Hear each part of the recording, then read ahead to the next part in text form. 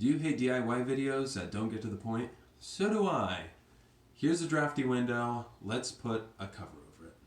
If you have a drafty window, you don't need any material that's very epic. This is just 1/4 inch insulation. It's easy to work with and very malleable to install and remove for temporary purposes. I should mention that I am measuring the dimensions of this window about 1/8 of an inch to 1/4 inch shy in every direction, so that way I can easily slip it in and out of the window.